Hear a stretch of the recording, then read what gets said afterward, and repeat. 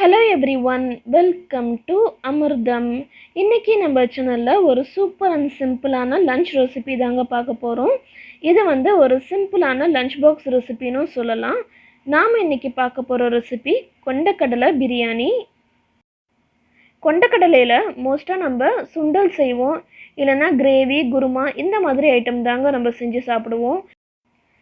இன்றைக்கி கொஞ்சம் வித்தியாசமாக பிரியாணி செய்கிறதுனால குழந்தைங்களும் ரொம்ப விருப்பப்பட்டு சாப்பிடுவாங்க. அவங்களுக்கு டைரெக்டாக ப்ரோட்டீனும் கிடைக்குங்க. இந்த ஹெல்த்தியான ரெசிபி பார்க்குறதுக்கு முன்னாடி நீங்கள் இன்னும் நம்ம அமிர்தம் ஃபேமிலியில் ஜாயின் பண்ணலன்னா சப்ஸ்கிரைப் பட்டன் ப்ரெஸ் பண்ணி ஜாயின் பண்ணிக்கோங்க. பக்கத்தில் இருக்கிற பெல் ஐக்கான் கிளிக் பண்ணிக்கோங்க. அப்படியே 3 ஆப்ஷனில் ஆல் கொடுத்துருங்க. அப்போ தான் நான் போடுற வீடியோஸ் உங்களுக்கு நோட்டிஃபிகேஷனுக்கு வரும். இப்போ வாங்க வீடியோக்குள்ளார போகலாம். பிரியாணிக்கு தேவையான காய்கறிலாம் ஃபஸ்ட்டு கட் பண்ணி வச்சுருக்கேங்க. வெங்காயம், தக்காளி, பச்சை மிளகா, இஞ்சி, பூண்டு இது தாங்க மெயினாக நமக்கு தேவைப்படும். அடுத்து ஒரு 8 மணி நேரத்துக்கு வெள்ளை கொண்டக்கடலை ஊற போட்டு வச்சுருக்கேன். இன்னும் ஒரு பெரிய பவுலில் 2 கப் அளவுக்கு அரிசி ஊற போட்டு வச்சுருக்கேன். இது அரை மணி நேரம் ஊறினா போதும். அடுத்து ஒரு மிக்சர் ஜாரில் இஞ்சி பூண்டு பேஸ்ட் அரைச்சி எடுத்துடலாம். அதுக்கு நம்ம ஏற்கனவே எடுத்து வச்சுருந்த இஞ்சி பூண்டு கூட ஒரு கைப்பிடி அளவுக்கு புதினா தழை எடுத்துக்கிறேன். இதை நல்லா ஒரு ஃபைன் பேஸ்ட்டாக அரைச்சி எடுத்துடலாம். இந்த மாதிரி இப்போ எல்லாமே நமக்கு ரெடியாக இருக்குது. எல்லாத்தையும் தனியாக எடுத்து வச்சுட்டு நம்ம பிரியாணி ரெடி பண்ணிடலாங்க. இதுக்கு ஒரு அகலமான ப்ரெஷர் குக்கரில் 2 ஸ்பூன் அளவுக்கு நல்லெண்ணெய் சேர்த்துக்கிறேன். இது கூடவே 2 ஸ்பூன் அளவுக்கு நெய்யும் சேர்த்துக்கலாம். இப்போ நம்ம வாசனை பொருள்லாம் சேர்த்துடலாம். அதுக்கு பிரியாணி இலை, பட்டை, கிராம்பு, ரோஜா இதழ், மராத்தி மொக்கு, நட்சத்திர சோம்பு இது எல்லாத்தையும் இப்போ நம்ம ப்ரெஷர் குக்கரோடு சேர்த்துடலாம். இது கூடவே ஒரே ஒரு ஏலக்காய் மட்டும் இடித்து சேர்த்துடுறேன். 1 டீஸ்பூன் அளவுக்கு சோம்பு சேர்த்துக்கலாம். இப்போ நம்ம கட் பண்ணி வச்சுருந்த பொருள்லாம் சேர்த்துக்கலாங்க. ஃபஸ்ட்டு வெங்காயமும் பச்சை மிளகாவும் சேர்த்து நல்லா வதக்கி எடுத்துடலாம். நல்லா நீல வாக்கில் கட் பண்ணி வச்சுருக்கோங்க. பிரியாணிக்கு அதாங்க நல்லாயிருக்கும். நல்லா பொன்னிறம் ஆகிற வரைக்கும் நல்லா வதக்கி எடுத்துடலாம். பாருங்கள், நல்லா வெங்காயம் நல்லா வதங்கிருச்சு. இப்போது நம்ம இஞ்சி பூண்டு பேஸ்ட் அரைச்சோம் இல்லையா, அதை சேர்த்துடலாம். உங்களுக்கு வேணும்னா புதினா தழையை நீங்கள் ஃப்ரெஷ் லீஃபாக கூட யூஸ் பண்ணலாங்க, இல்லைனா இந்த மாதிரி அரைச்சும் யூஸ் பண்ணலாம். அது உங்களோட விருப்பம் தாங்க.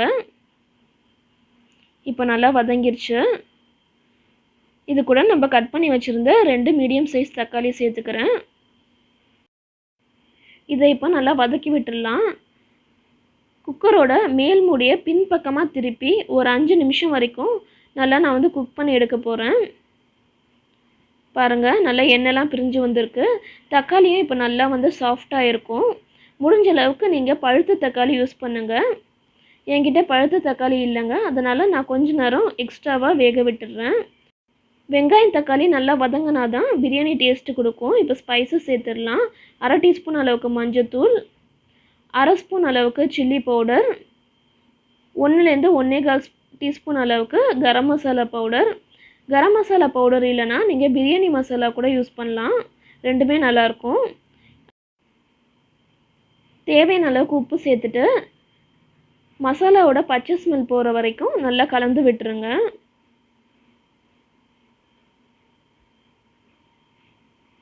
இப்போ மசாலா நல்லா வதங்கிருச்சு. நம்ம ஊற வச்சுருந்த கொண்டக்கடலையை கொஞ்சம் கொஞ்சமாக சேர்த்துடலாம். கொண்டக்கடலை சேர்த்ததும் கொண்டக்கடலை நல்லா கோட்டாகிற வரைக்கும் நல்லா மசாலா கூட ஸ்ப்ரெட் பண்ணி விட்டுருங்க. இப்போ ஃபைனலாக நம்ம 1 கப் அளவுக்கு தயிர் சேர்த்துக்கலாம். தயிர் நம்ம டேஸ்ட்டுக்காக மட்டும் யூஸ் பண்ணுறது இல்லை, காரத்தன்மை கொஞ்சம் அதிகமாகிடுச்சுன்னா அதை காம்பன்சேட் பண்ணுறதுக்காக தயிர் நமக்கு உதவியாக இருக்கும். இப்போ நம்ம ஊற வச்சுருந்த அரிசி சேர்த்துக்கலாம். இந்த பிரியாணி நீங்கள் பாஸ்மதி அரிசியில் கூட செய்யலாங்க. நான் இன்றைக்கி யூஸ் பண்ணுற அரிசி ஜீரக சம்பா அரிசி.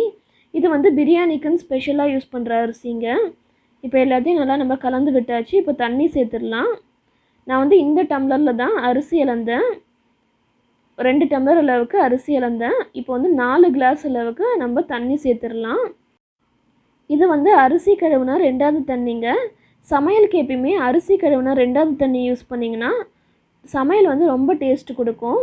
குழம்பா இருந்தாலும் சரி, பிரியாணி, கிரேவி எதுக்குவா இருந்தாலும் சரி, இந்த அரிசி கழுவுன தண்ணி யூஸ் பண்ணுங்க.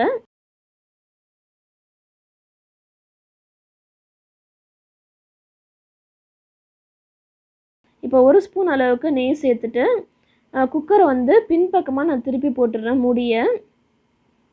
பாருங்கள் பபுள்ஸ் வர ஆரம்பிச்சிருச்சு. இப்போ சாதம் வந்து நமக்கு ஒரு 30% வரைக்கும் குக் ஆகிருக்கும். இப்போ வந்து நீங்கள் உப்பு காரம்லாம் செக் பண்ணிங்கன்னா உங்களுக்கு கரெக்டாக தெரியுங்க. இந்த ஸ்டேஜில் நான் வந்து மூடி போட்டு ஒரு 3 விசில் வர அளவுக்கு வேக விட்டு எடுத்துடுறேன். பாருங்கள் ப்ரெஷர் ரிலீஸ் ஆகிடுச்சு. ஓப்பன் பண்ணி பார்த்துடலாம். சூப்பரான கொண்டக்கடலை பிரியாணி நமக்கு ரொம்ப சிம்பிளாக பர்ஃபெக்டாக ரெடி ஆகிருக்கு. இதுக்கு மேலே கொஞ்சமாக கொத்தமல்லி தழை தூவிடுறேன். ரொம்ப சிம்பிளாக ஹெல்த்தியான கொண்டக்கடலை பிரியாணி ரெடி ஆகிடுச்சுங்க. இது வந்து கொஞ்சம் ஒரு டிஃப்ரெண்ட்டான ரெசிபி தான். இதுக்கு வந்து ஆனியன் ரைத்தா வச்சு சாப்பிட்டிங்கன்னா ரொம்ப நல்லாயிருக்கும். இல்லை ஏதாவது கிரேவிஸ்க்கும் ரொம்ப சூப்பராக இருக்கும். இந்த பிரியாணி ரெசிபி நீங்களும் உங்கள் வீட்டில் ட்ரை பண்ணி பாருங்கள். அடுத்த ஒரு நல்ல ரெசிப்பியில் நான் உங்களை மீட் பண்ணுறேன். இந்த வீடியோ பிடிச்சதுன்னா லைக் பண்ணுங்கள். உங்கள் ஃப்ரெண்ட்ஸ் அண்ட் ஃபேமிலி கூட தவறாமல் ஷேர் பண்ணுங்கள். நம்ம சேனலை மறக்காமல் சப்ஸ்கிரைப் பண்ணிடுங்க. தேங்க்யூ, பாய்.